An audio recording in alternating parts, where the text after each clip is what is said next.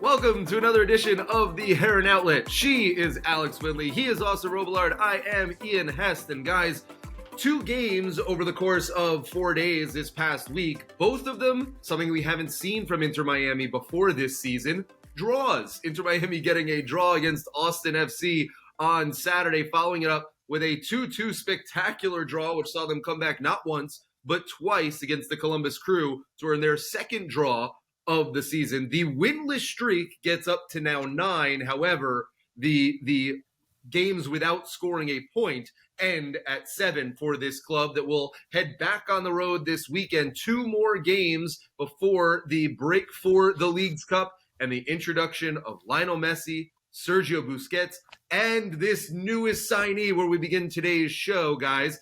Yesterday reported, Thursday, first reported by Michelle Kaufman of the Miami Herald that Jordi Alba will be joining Messi and Busquets here as the latest signing for Inter Miami, coming here on a TAM deal. That's the allocation money. He will not take up one of those 3 designated player spots. We'll get into how the designated player shuffle works here in just a sec. But Jordi Alba, 34 years old, a regular with Barcelona and Spain, and very much coming in with an exciting opportunity here with the loss of Franco Negri for the rest of the year. Should slot in right away at left back for this team. And let's just start there, Alex. Where do you like this signing, and how quickly can we see Jordi Alba make an impact for this squad?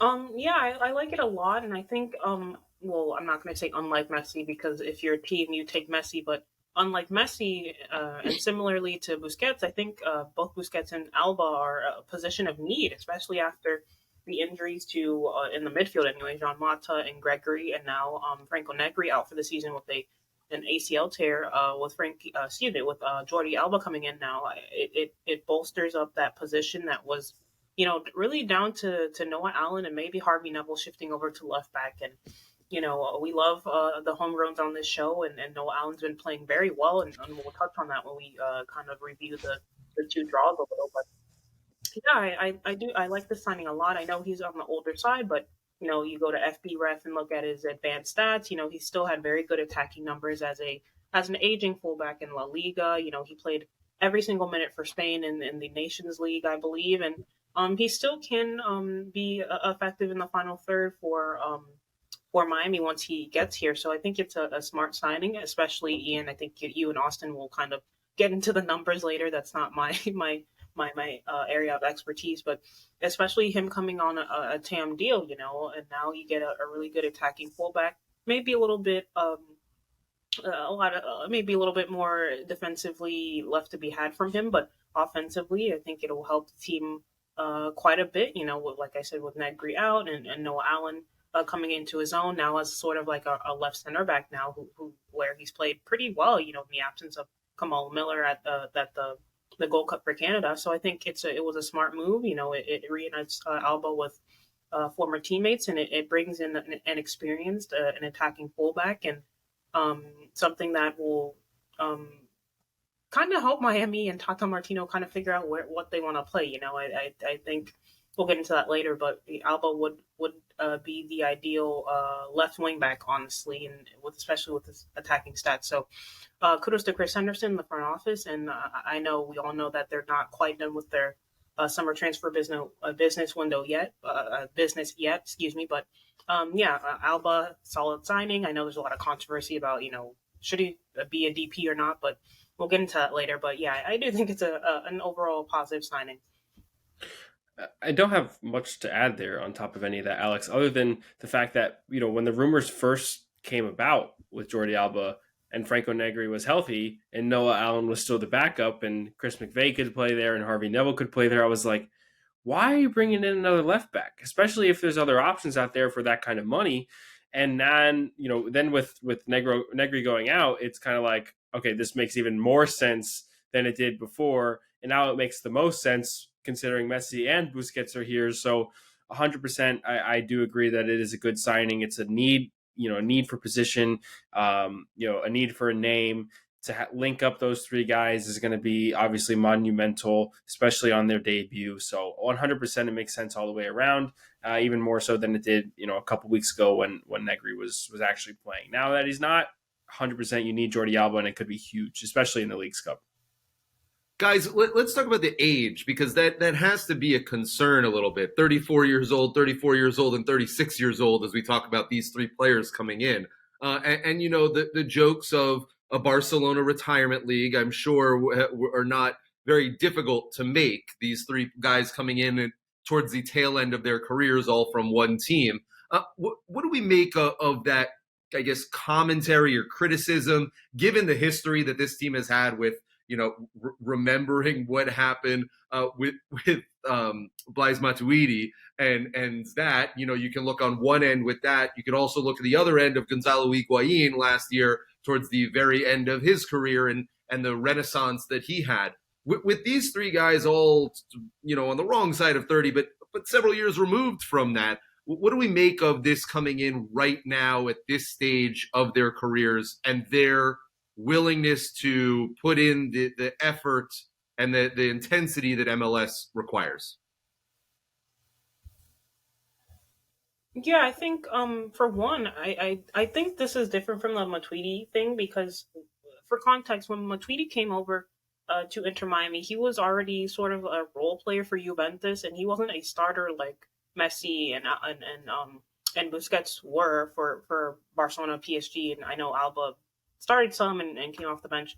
But yeah, in comparison to Matuidi, he was sort of a role player for Juventus. He was playing at left back at one point and left mid, and he wasn't really playing as a midfielder, where he eventually did play for Inter Miami. And plus, I know this is kind of stats nerdy type of thing, but if you go on to Smarter Scouts Twitter page, which is an advanced analytical database that kind of breaks down players, and you type in Matuidi, and you can see threads going back to 2021, basically where they explain that even before Matuidi got to MLS, he was already regressing as a player, hands down, and it wasn't a very wise signing from Miami. He was regressing already. He was his defending output was weak, and offensively he was kind of contributing nothing. So for Miami to sign him, it was just the wrong decision at the wrong time.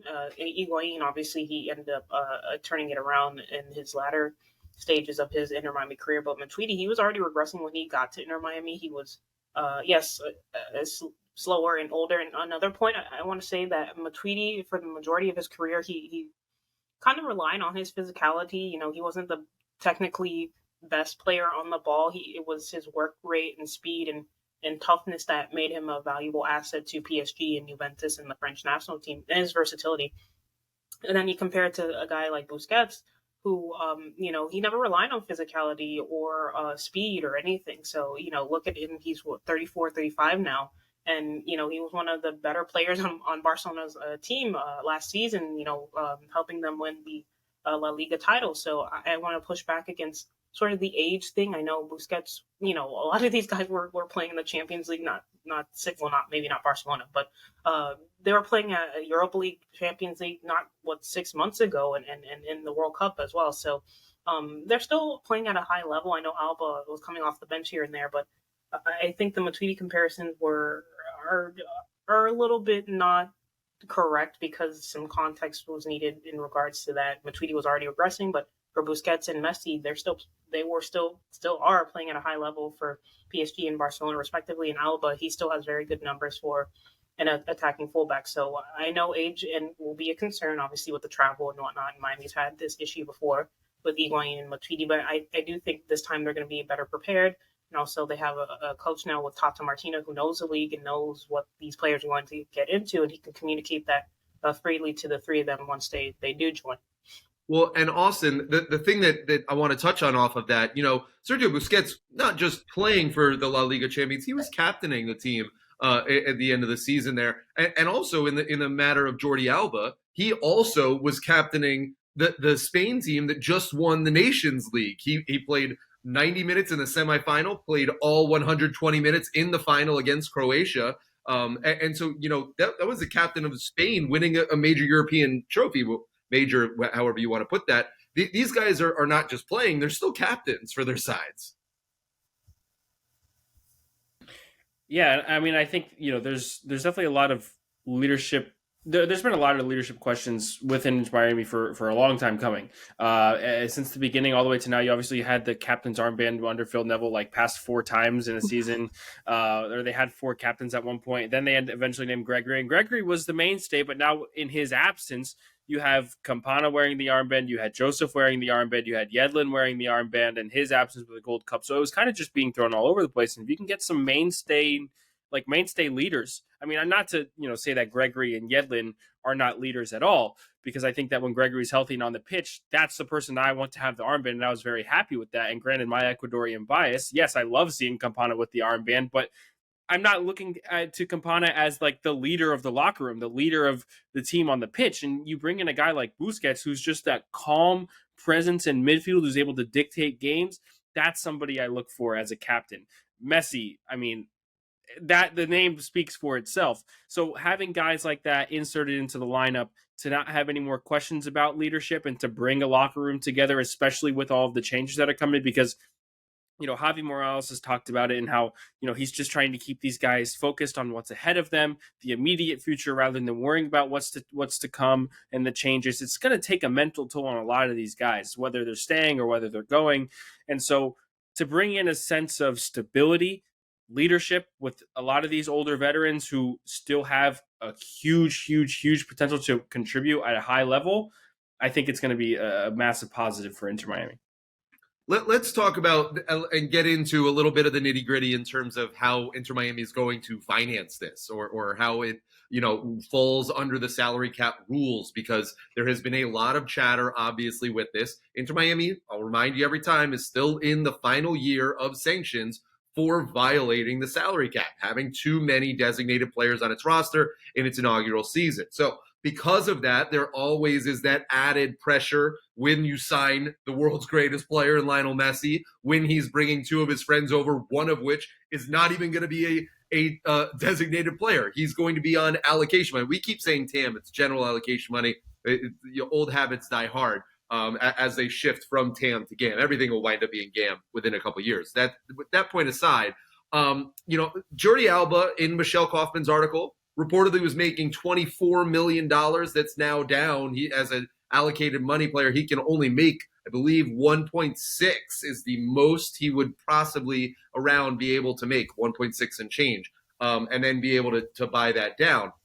So when we start there, you can already look at where money, I guess, is being freed up in terms of Lionel Messi. Some of that is going to be evaluated in ownership stake in the club that will come later, which is still an interesting portion of this, that according to what I've heard is completely allowed. I don't know if this is a tactic that other teams will take in the future, that like a rumor that happened with New York City FC and Neymar. That was a rumor that had come out recently. And perhaps this is a wave of the future for MLS. I think MLS would rather stay away from stuff like that.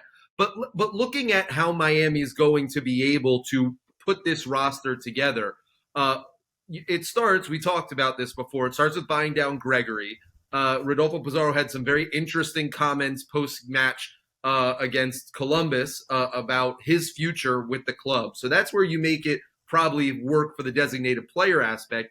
But Austin, I guess I'll start with you on this. When you're mixing and matching these numbers, it's not difficult to see how Miami makes this work. They've traded for a lot of allocation money. They have over more than $3 million in allocation money from the Bryce Duke trade, from Aime Mabika, from even Clement Diop. They got $125,000 last year, and you remember they gave up less when they required Alejandro Pozuelo. So the Campana deal still has 2023 money in it as well. Campana, Carranza. The Carranza deal still has 2023 money in it. So, it's not easy. It's not hard to figure out where they're getting all this money from. But walk us through a little bit of how they can make this possible. Yeah, so as you mentioned, the first step is buying down Gregory, getting rid of his DP status and opening up a spot for either Messi or Busquets. And then, the second one is another thing that Michelle Kaufman has also alluded to, is a possible trade for Rodolfo Pizarro, or a trade away for Rodolfo Pizarro. Him going possibly to LA Galaxy. There's been a ton of rumors about that trade happening. If he gets freed up in any sort of way, whether it's within the league or outside of the league, if Rodolfo Pizarro is not on the roster and there's another team taking part of his salary, he won't have DP designation for Inter Miami. So immediately, of your three DPs, two of them are gone. That's Messi and Busquets. Confirmed that something like that will have to happen. As for Jordi Alba, the $1.6 million salary, of course, is a huge pay cut, and it's, that's up to the player and to the agent and to the family and to Inter Miami on how they wanted to pay him. If they wanted to free up a third DP spot, they could have bought down Campana, but I am kind of speculating in my own head that they're going to be reluctant to do so, given that Campana, as a young DP, opens up that 3 possible U22 initiative kind of players and all of the mechanisms there. And one thing that I do want to mention as well, outside of all the allocation money that Inter Miami have acquired and are using to pay these kinds of players and buy down contracts and everything like that, which I think Chris Henderson has done a magnificent job. I think one big deal that you missed, Ian, was Lewis Morgan as well. He's getting 2023 allocation money is coming in from that deal. I think half of it, it was like a 50-50 split almost, probably around $600K in allocation money being, allocated to this year. So there's that one as well. But all of these 3 players, Busquets, Messi, and Jordi Alba, are coming on free transfers. That is something that people are not taking into account, because in MLS, when there is a transfer fee, that money has to be amortized throughout the length of their deal as a budget charge. That doesn't have to happen when there's a free transfer. So for Jordi Alba, it's salary and salary alone. Now, if they had to buy him out of contract for $10 million, sure, that'd be something different. But if they're going to acquire people acquire players outside of any kind of transfer fee and only for free, then it doesn't matter. It's salary and salary only. And that's why you have all these other rumors about players who are about to be out of contract coming to Inter Miami, because MLS isn't going to penalize them for signing a free agent, because why would they? Why would they? And that's kind of the main point that people need to realize. I think a lot of, fans and reporters and kind of anybody who just follows football in general will allocate a big money signing, and they'll just combine it with, a big money signing, that means there's a big transfer fee and all of that kind of stuff. But that's not happening here. All these players have come for free, and Miami are only paying, outside of Messi's ownership stake, Miami are only paying for their salaries and no other contract fees. That's it. So I think that is a key note to have here, especially with any other additional signings that they'll have in the future. And you're 100% correct, because if they did have to pay a transfer fee for Jordi Alba, there probably is no way that they could do it without making him a designated player. And that leads me to a point. You speculated. I'll put a little more bones behind it. They do not want to buy down Campana. Point blank, period. Any chance that they can do it, they don't want to. They want to invest in him in the future. They don't like the optics of buying him down. They think that makes his contract to him look less valuable, and they want him to feel good because they believe in him as a striker. And you've seen, them wanting to get him goal scoring opportunities, like we saw him get a goal and an assist on Tuesday. And so that, and combined with the U22 initiative, which, if you don't know this, is a massive addition for teams to be able to sign younger, higher level talent that this team is going to need in the coming years, in these next 2 years at least, really, to be able to have that. Emerson Rodriguez right now, who's on loan, is one of the U22 initiative signings that Inter Miami has. So it allows you to pay a little bit more for younger guys, for higher talented guys. They're linked with possibly, and this is another rumor, but linked with a guy in Argentina, younger center back, that possibly would fall under this U22 initiative as well. I don't like to run in the rumor mill so much, but just to use that as an example, as someone who they would like to be finding these higher level players. And you can't do that if you buy Campana down. You not only have to waste the money, but also you lose all of those additional mechanisms. And Alex, when I turn to you on it, that means, and you and I have talked about it at length, the academy is going to wind up being so valuable, and they've wanted it to be. They've said from the start that they wanted the academy to supplement the main roster of these big stars. This is the time when you're really going to see that manifest itself. for all of the roller coasters of the first couple of years of this franchise, the fact that this is the blueprint to have Academy signed with big name, he doesn't get any bigger than Lionel Messi, this is the time to make that happen. Yeah, and it's so good, and I love how you mentioned the homegrowns, Ian. We all been super high on the academy, and several of the players coming out of there. You see David Ruiz, Ben Hakramaski, Noah Allen, Edison Ascona, Ian Frey, now even Felipe Valencia, who was, I believe, still signed to the first team, but he's been with the U19s, winning trophies with them. They're all very great players who have a future with the team, and it's unfortunately due to injuries, it's because a lot of them had to step up super quickly. But, like guys like Ian Frey, Ben Hakramaski, and David Ruiz, they've taken their opportunities and ran with it. All of them have been playing such exceptionally good soccer and football. Particularly Ian Frey the other night, him and Ben Hakramaski, we were singing both of their praises.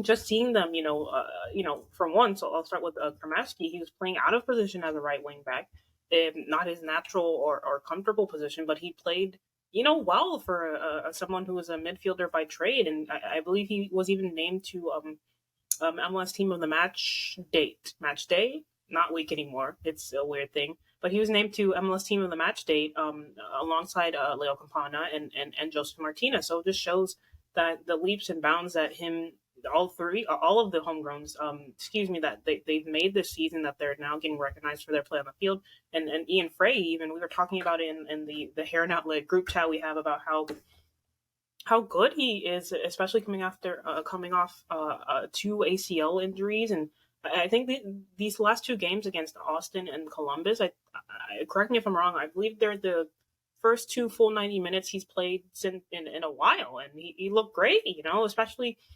I don't know if you guys remember, but it was the last 2 minutes of the game, and Columbus were making a break on the other side, and they had their numbers. Columbus had a numbers advantage, and it looked like they were going to score. And Ian Frey shut that door so quickly. He just he threw out one of his long, lanky legs and just stopped that counterattack.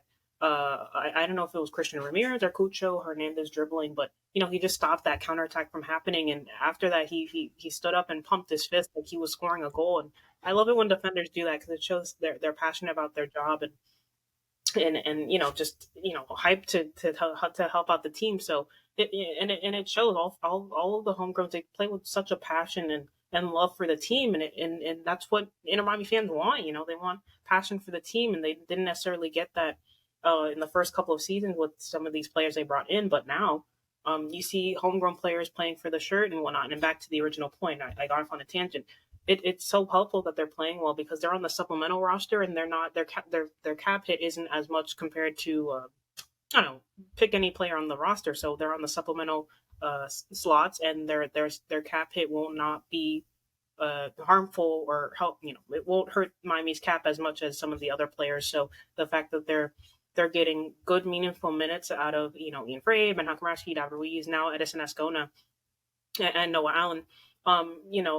It just shows that that's what Inter Miami wanted to happen. They wanted their academy to flourish and do well, and now we're seeing that. All of these guys are 18, 19, 20, and now they're heading into a consistent period of their career now, and it's just a joy to see, because we all remember covering them for Fort Lauderdale CF, and then Miami CF2, and then now they're up to the first team. So it's just really cool to see, and now they're a couple of weeks away from playing alongside some of the legends of the game. So it's just really pleasing to see, and it's helpful for Miami, because, like I said earlier, their cap hit isn't as much, and they're getting a lot out of small cap hits. So bravo to the academy, and Javi Morales, a big reason why a lot of these guys played under him, and now he's the interim head coach, and you see them playing well. So it's just really cool to see, and it's advantageous for Miami's front office, because they don't take a big salary cap hit. So just a good situation all around, really. And you're going to hear us say this time and time again over the next couple of years, but the idea of Ben Hakramaski playing next to Leo Messi, I mean, for everything that people around this sport think Ben Hakramaski could be, which is a very quality, very good attacking midfielder, or at least a number 8 at the very least, that will have to choose between Argentina and the United States national teams at one point. for him to play against or play with Lionel Messi and learn all of that throughout this young stage of his career. Talk about someone who should benefit the most from this entire situation. It's a very exciting time for him. You had mentioned the supplemental roster, Alex. It's a very good point because with Ian Frey, the top 20 salaries are the only ones that count against your cap in MLS. So whoever are the 20 people that make the most money on your team, those are the ones that count. So your 3 DPs, maybe you have like 5 to 7 or 8 TAM players, GAM players, and then on down. And so that number right now cuts off before you even get to Ian Frey, who's a little more than $100,000 this year. So Ian Frey, Kremeshki, David Ruiz, all these guys do not count at all against the cap. Forget about the fact that they're also homegrown players, which don't count against the cap too.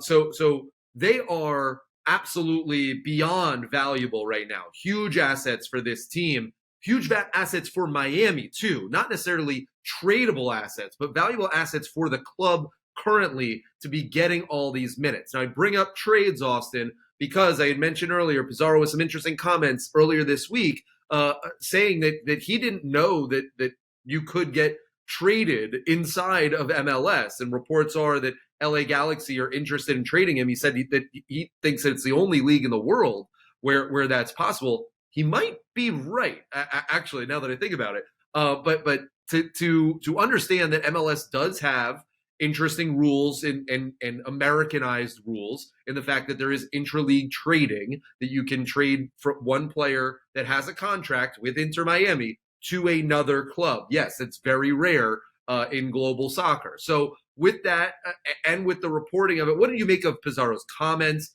and the likelihood that this is, the last hurrah that we've seen with him on Inter Miami? Yeah, I mean, I think that the squad, whoever is named to the squad on Saturday will be very telling. I don't know if Pizarro will be there at the time of recording. It is Friday, and no other news outside of that actual interview that he had post-match on July 4th and the trade speculation around LA Galaxy. Nothing else has come out. Nothing has been set in stone. So we'll see whether he's on the roster or not under Javi Morales' probably final game against DC on Saturday. But what do I make of it? I mean, look, Pizarro has he's going to be tied to this club forever. The first DP, the first goal scorer, the first big name to come on over. And the way everything went down is a little unfortunate. It's obviously not, something that all parties would have wanted. It could have been a lot more positive, but it also could have been a lot worse at the same time. And I think now with the trajectory that the club is headed, it's kind of just like, yeah, we have to cut our losses and make sure that we are able to grow and succeed as a franchise. And Pizarro being on this roster will hold us back to a certain point that we cannot let happen. And I think that that's why he's being let go. We had talked about it so much in preseason. We didn't even think Pizarro would make it this far as a DP on this roster. We thought he'd be gone in preseason.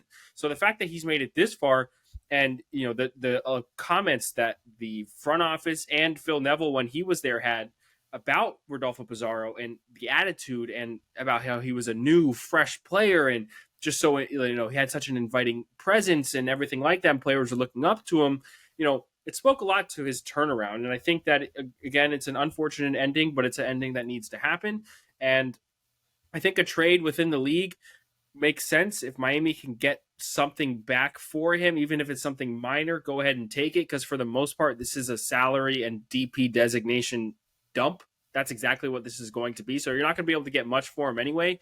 And for his comments about, trades within global soccer, no, it doesn't normally happen.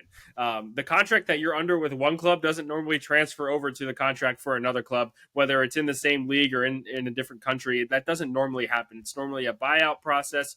They pay a transfer fee, you come over and you sign a new deal. If anybody's ever played like FIFA career mode, that is the baseline example of how things happen. You have to buy a player and you sign them for a new contract. That is not exactly how it works, but for the most part, that's kind of how it works. And within MLS, and I guess American sports in general, trading a player under the same contract from club to club or franchise to franchise is not something that's a world-known thing, and it is in MLS, and sometimes players don't even get a choice as to where they get to end up, and that's also something that's not necessarily normal in global football either.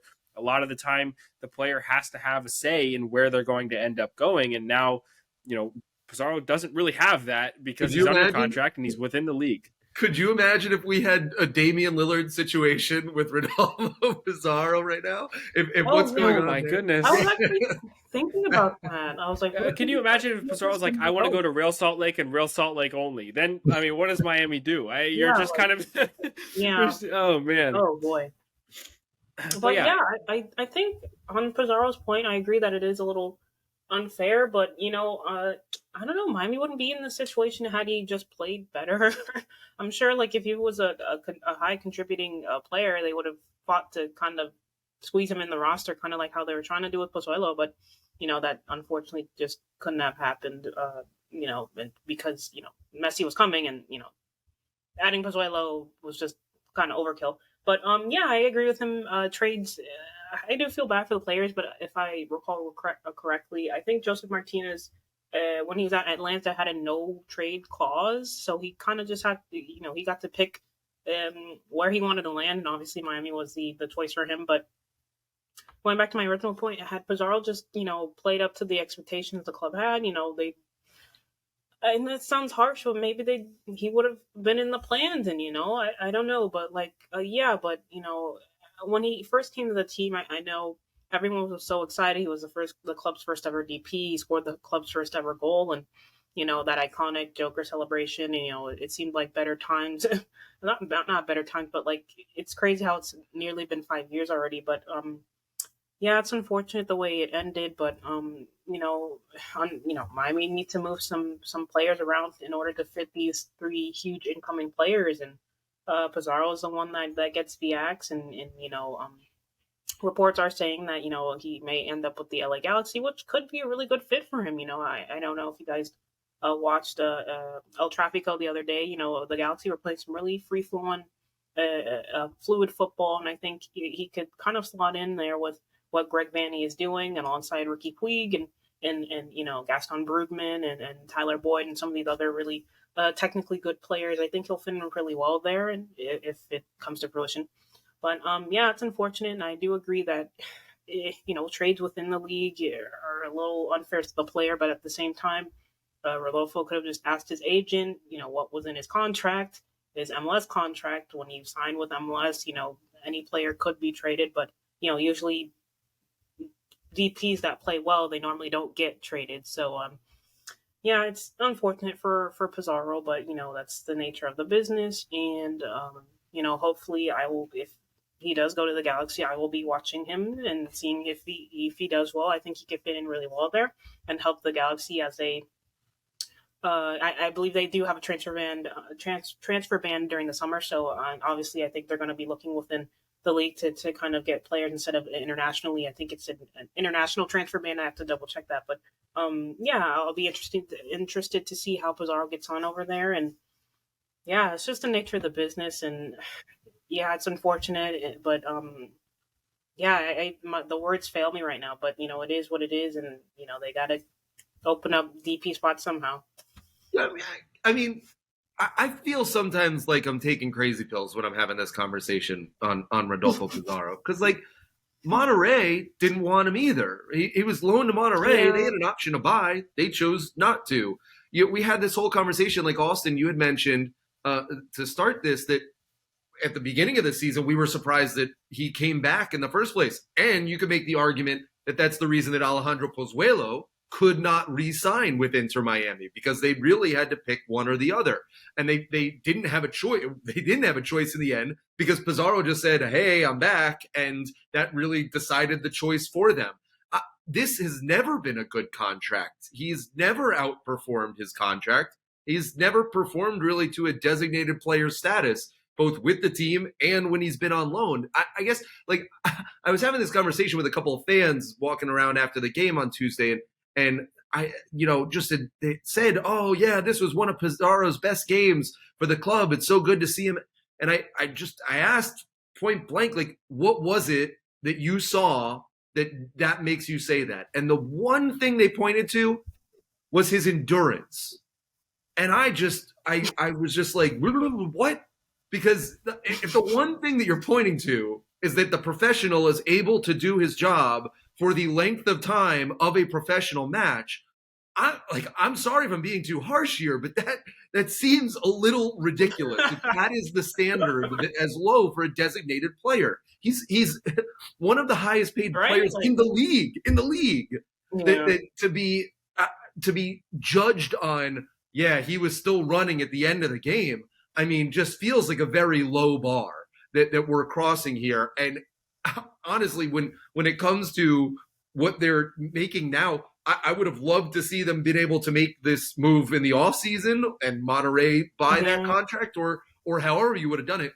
I will put out the crazy hypothetical of what would you have done if Pozuelo was here? Because it would be much more difficult to get rid of him if he was under a designated player contract. You'd have a lot more difficult situations. Luckily, that's not the case, and they can just, like you said, dump a designated player contract.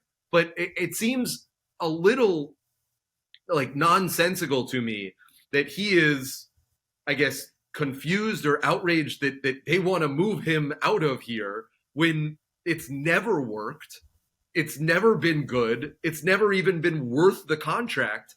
And, wish the guy well. Like everybody that talks about him from Mexico, like, and the national team there says, well, they'd like to see more of him.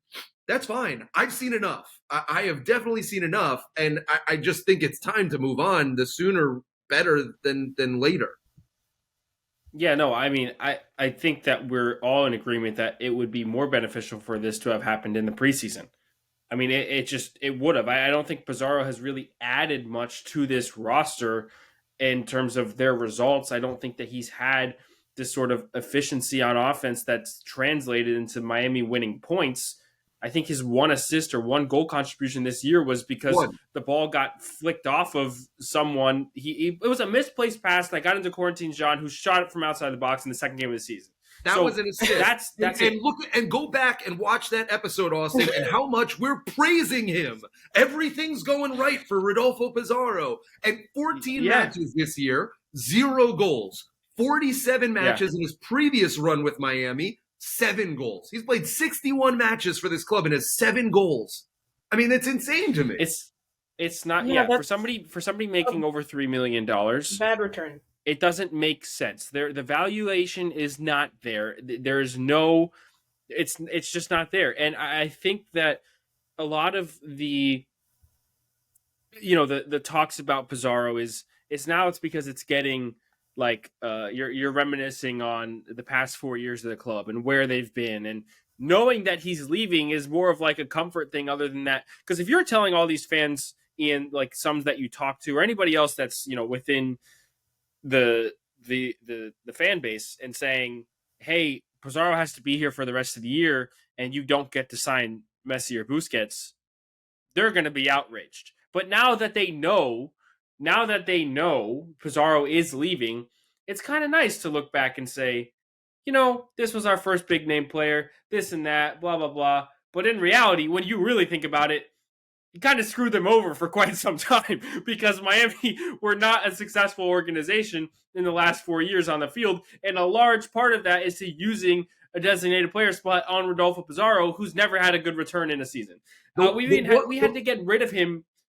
The one time that they made the top playoff picture, like not with an extended playoff, like a normalized playoff. He was in Mexico. When he was loaned out. Do I mean, it's no, that's it. You're 100% right. You're 100% right. I mean, the return on investment is completely. I mean, it's negative. It has to be. And you think about some of the other guys that are on the roster making so much less money, or other guys who have been on the roster who have made so much less money than Pizarro. One name that jumps out to me is Lewis Morgan. Even on his restructured deal when he came out, still had over 7 goal contributions in the 50 games that he played. And they got a $1.5 million allocation money return when they traded him away. And for Pizarro, to think that they're going to get $1 million in allocation money is an absolute joke. They're not going to get anything close to that. It just doesn't yeah, it's nice to look back, but also be real about this and think about the future that's to come.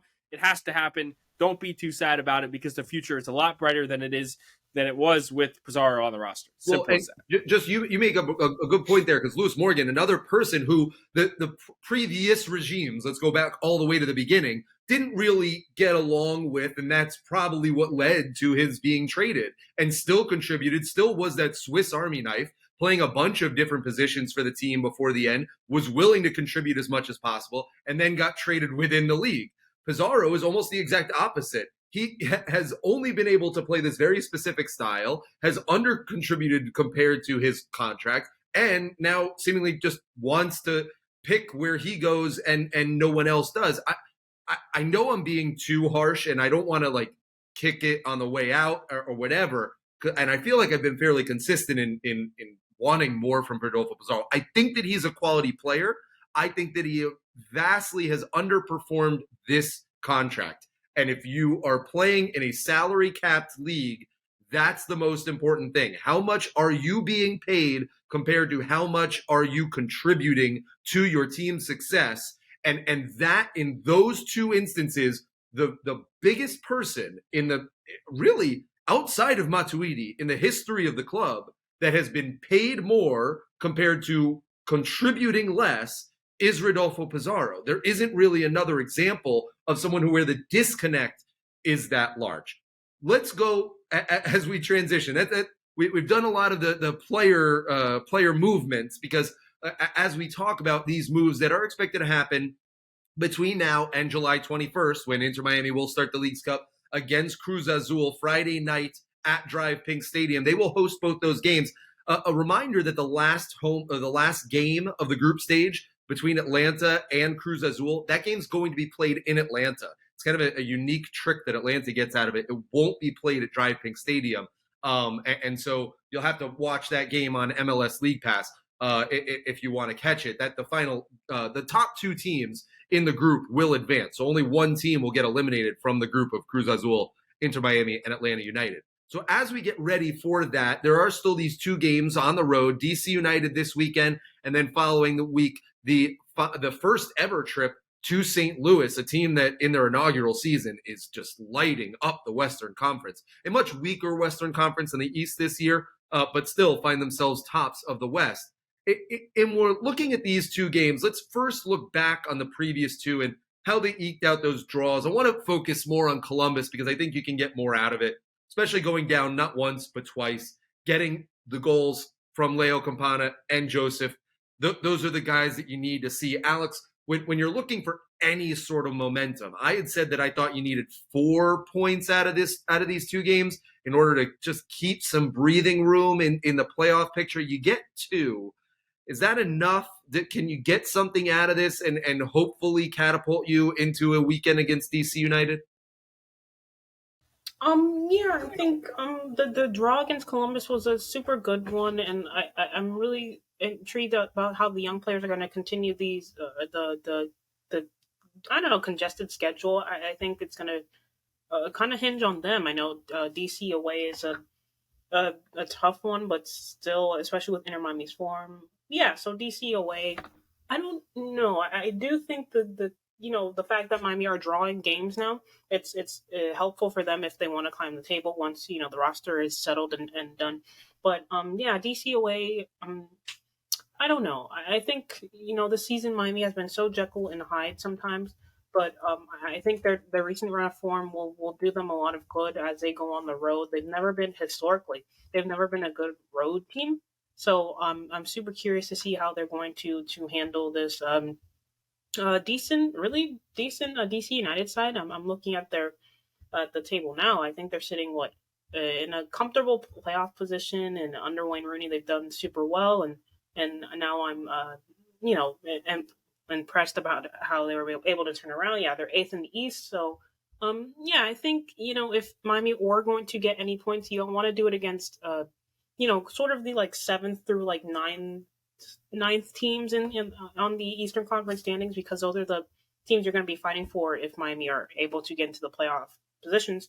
Those are the teams you're going to be fighting for at the end of the season, scrapping to make the playoffs. Those 7th, 8th, 9th, 10th. Miami are currently 15th right now, and they're 10 points behind CF Montreal, who's sitting at ninth place. So yeah, I think a result against DC will do them a world of good. Another point doesn't hurt. But if it's possible, maybe get that win. I know we saw a lot of videos from Miami practice. Tata Martino has gotten his visa, and he's working. Well, he's not taking the touchline, but he's been kind of overseeing practice. Javi Morales will be, that's his last game before Tata officially takes over. But I'm sure Tata has been in communications with Javi, and they've kind of sorted out. Maybe he's given him some advice and sorted out a game plan of what they both want to see. Ian, if I recall correctly, you reported that Javi Morales may stay on the coaching staff with Tata Martino anyway, so that's cool for him. But yeah, DC away will be difficult, but I think that come the end of the year when they're fighting for playoff spots, DC will probably be one of those teams that Miami wishes. Hopefully this weekend wishes that they could get a result against if they manage to win or draw. So yes, this game will be important from my perspective. I think the 2 draws against Austin and Columbus did them a world of good. So now maybe they can use that platform to go on and push for a win and hopefully get their first win since, I don't know when, but, a win is definitely something that is needed to kind of help continue to kickstart this season.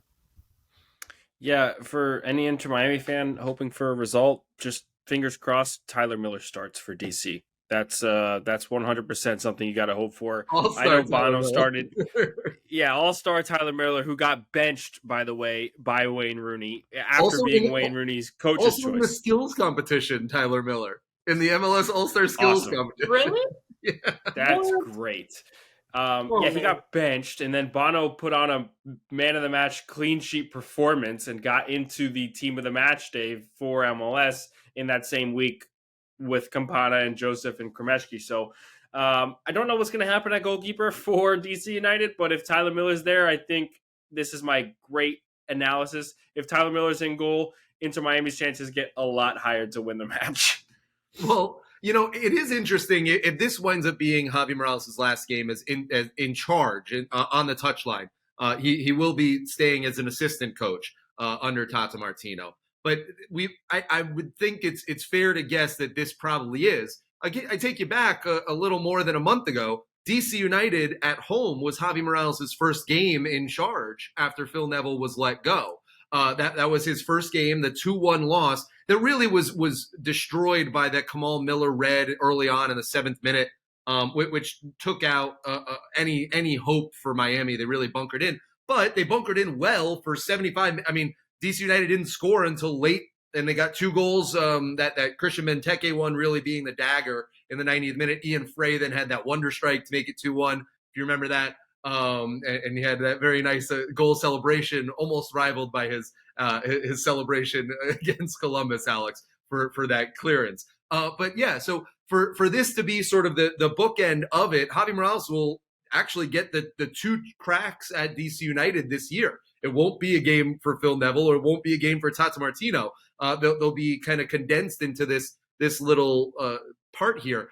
I look at it as an opportunity to surprise people. I think that the way that I had sort of looked at these last 5 games before Messi and Busquets and company all come, that people aren't expecting anything from Miami. That if they were to get anything of quality, that would be a home run. But the fact that they did look actually pretty good against Austin and Columbus, gives me some reason for hope. And I think when you go into a DC United here that has their own distractions just trying to get to the All-Star break, right? I mean, talk about what's going on all around that club with the All-Star game and Arsenal coming and the preparations that come on with that. They have their own drama to deal with right now. So I look at this as a time that maybe DC United is sleepwalking into this. Don't forget also, as you know, they are 9 points behind Montreal for 9th place in the Eastern Conference. A little bit further down, though, a team like NYCFC, they might be 8 points behind them right now, but they have 2 games in hand. They have a lot of games in hand against their Eastern Conference rivals. I mean, they're only 2 points behind Toronto, another 2 games in hand. So they can literally just draw the next 2, and they'll be not last in the Eastern Conference, right? So they're in a position to get some unexpected points here. I do think that they need at least one win in these two, just simply because you have to keep it, within rubber band distance. If it snaps, you're not going to get you're not I mean, Messi could win every single game in those final 12, and you're just not going to have enough points to be able to reel back teams to get into an actual playoff position. So that's where I look to hopefully, Alex, maybe this is like a sleepwalking game. Maybe St. Louis is feeling overconfident next week against the first time that Tata is going to manage. Something like that to try and get points in these two games before the entire world changes. Yeah, and that, Messi, Busquets, Alba, they're just looming in the background, and it seems like Miami have been, I don't know what, just sleepwalking the last month and a half, just waiting for everything to change. And yeah, I think, yeah, I would like to see Miami.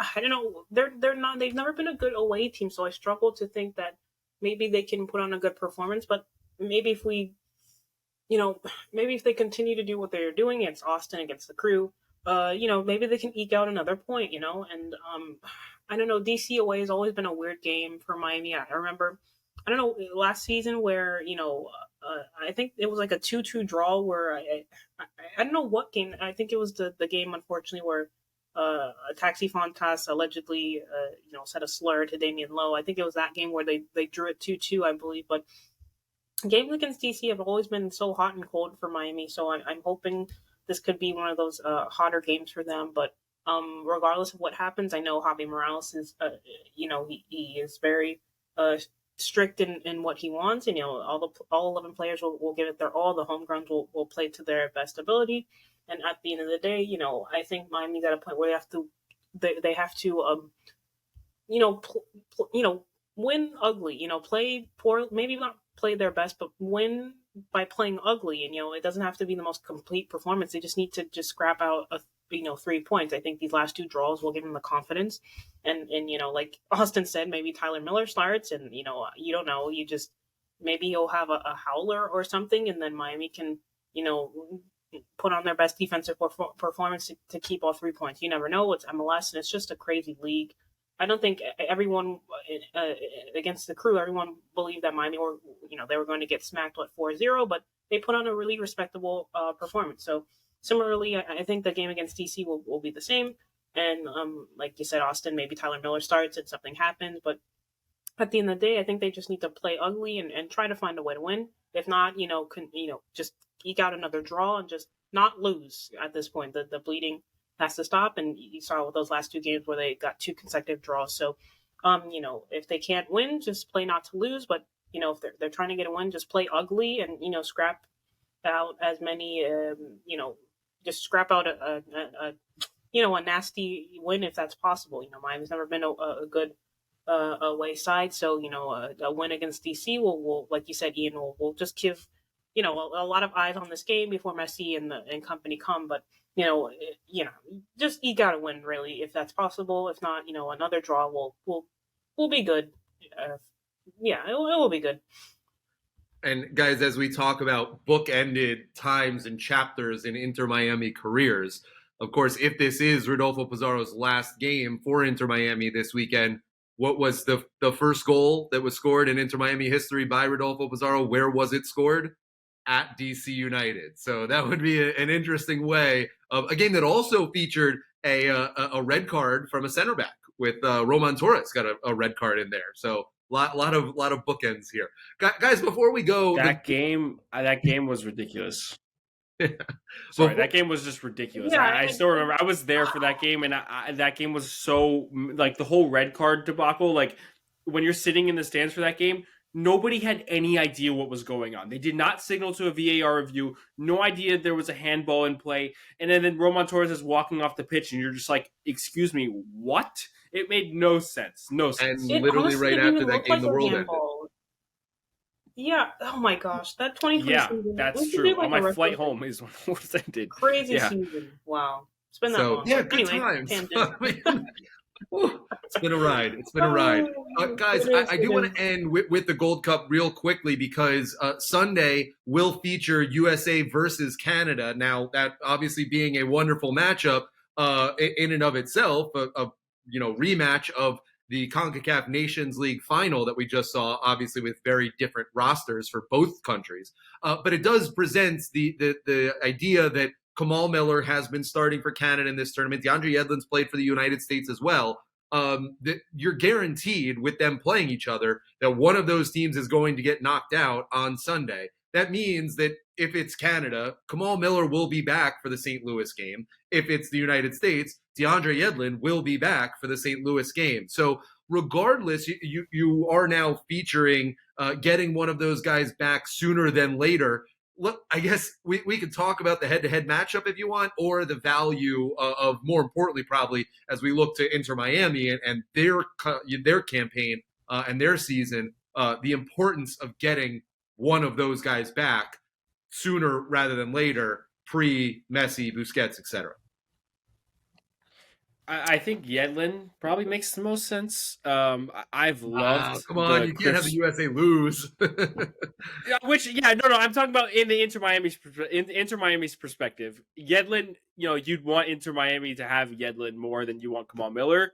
From my perspective, I obviously want the United States to beat Canada, so getting Kamal back would be great too. I think it's kind of a win-win for Inter Miami. But I was going to say, I think Ian Frey and Sergei Kristov have played great alongside each other. And if they're going to switch to, I don't know exactly what Tata Martino is going to play. You guys can probably help me out a little bit with that. I don't know where he's going to go, but if he goes four at the back, I'm not upset about Kristov and Ian Frey playing alongside each other in a four-man formation. I think that would be awesome. But if Kamal Miller comes in there, obviously, again, it heightens the experience and the level there too. So I think it's a win-win. I'm not exactly sure. Oh, also, I should mention too, Phil Neville's on the coaching staff for Canada, so that's another thing. Yedlin versus Phil Neville. That's another one you can add on to there. And Phil Neville's still getting to coach one of the best trades that he's ever made, getting in Kamal Miller into Miami. He's getting the coach for Canada, so that's another noteworthy thing too. But yeah, I want the USA to win, but I also think Yedlin makes the most sense for Inter Miami. Yeah, and I think Ian Frey's been playing so well that I don't.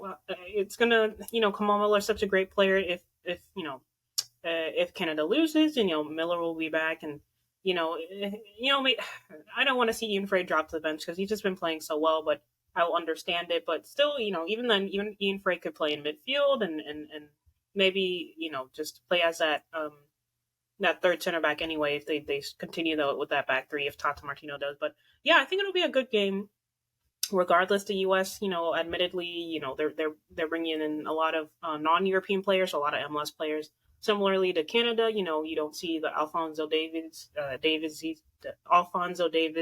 of the world, Jonathan David, Kyle Larin. They're not with the Canada Gold Cup squad. So yeah, I think it'll be an interesting game. I'm giving the U.S. a slight edge because Canada have not looked good in this tournament, and usually they play better, but yeah, Canada have not looked good. So I'm giving the edge to the U.S. and I do think Yedlin will probably continue his stay with the U.S. and I think Miller will be back for Inter Miami sooner rather than later. And regardless, the semifinals will be played on Wednesdays. So should either USA or Canada, if they play the semifinals on Wednesday and fall there, I think that's unlikely because they'll play the winner of Panama versus Qatar. I would say that this game is going to be better than the semifinal probably should be on paper. Although Panama's played pretty well this tournament. That the semifinal would technically be in time for St. Louis. I think unlikely. And then after that, the final is that Sunday, the 16th. So regardless, both players will be back to start the League's Cup on July 21st. Guys, it is a very busy time throughout MLS and throughout the history of Inter Miami. This is one time that I'm sure none of us will ever forget. It is seemingly every single day there is crazy breaking news. Make sure you follow us on all of our socials all over the place, whether it's Twitter, whether it's Instagram, whether it's TikTok, whether it's Twitch, YouTube. Subscribe to the YouTube channel. As always, like, share, rate, comment. We love all of that stuff and subscriptions. And now, if we couldn't have enough, we have another one. Join us on Threads. We have a Heron Outlet Threads account to be a part of. So you can join us there, as well as wherever you get your podcasts, whether it's Spotify, Apple Play, Google Podcasts, or on YouTube Music. You can catch us a million different places, and you can always read us on our Substack, theheronoutlet.substack.com. Unbelievable articles, and Alex and I took a deep dive through in 3 parts this summer, and the crazy summer that it has been up until this point, to get you ready for the Lionel Messi era, for the Sergio Busquets era, and now for the Jordi Alba era, as the Tata Martino era starts one game most likely before. All right, that's enough for us this week on the Heron Outlet. For Alex Winley and for Austin Robillard and for our producer, our amazing producer Andres, I am Ian Hess. This is the Heron Outlet, and we'll see you back here this time next week.